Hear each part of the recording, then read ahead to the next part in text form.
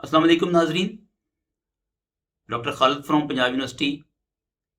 आज मैं आपके साथ शेयर करूंगा कि जब आप जर्नल के लिए आर्टिकल लिख रहे हैं तो उसका एक लाजमी हिस्सा कुछ कीवर्ड्स होते हैं।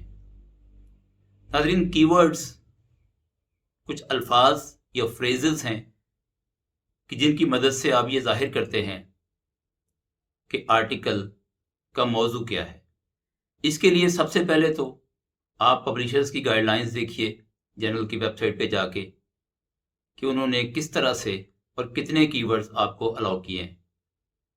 आमतौर पर जर्नल के पोर्टल पे जगह बनी होती है और मैक्सिमम लिमिट उसमें तय की जाती है।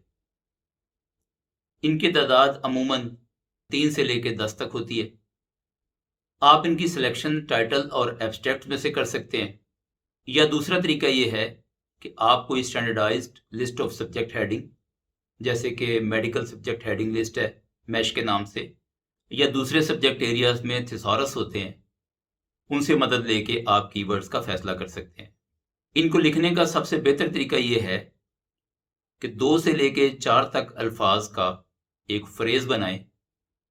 यक लफ्जी कीवर्ड भी हो सकता है, लेकिन उसको ज़्यादा पसंद नहीं किया जाता और वो ज़्यादा ब्रॉडर सा बन जाता है।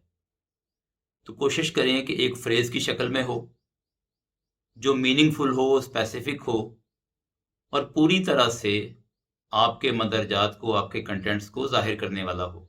इनको लिखते हुए आपने इस बात का ध्यान रखना है कि रीडर्स किस तरह से आपके आर्टिकल को सर्च करेंगे, वो कौन से अल्फाज का सहारा लेंगे, डेटाबेस में या सर्च इंजन में कौन से अल्फाज लिखेंगे कि जिनकी मदद से उन्हें आपके आर्टिकल तक पहुंचना चाहिए।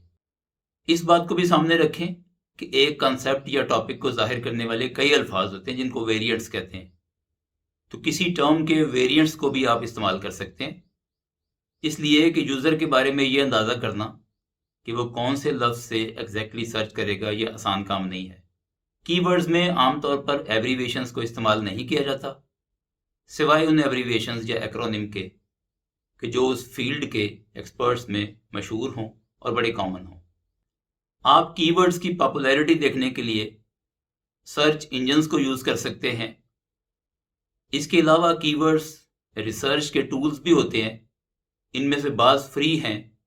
इन 2 के नाम मैं आपके साथ शेयर कर रहा हूँ। ये टूल्स आपको ये बताएंगे कि जब आप कीवर्ड्स का फैसला करने लगे हैं तो वो कीवर्ड आमतौर पर कितना सर्च किया जाता है।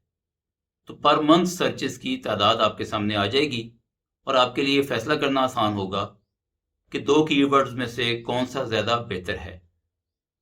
आप अपना बहुत ख्याल रखिएगा। इस सिलसिले की दूसरी वीडियोस आपको इस वेबसाइट पर मिल जाएंगी।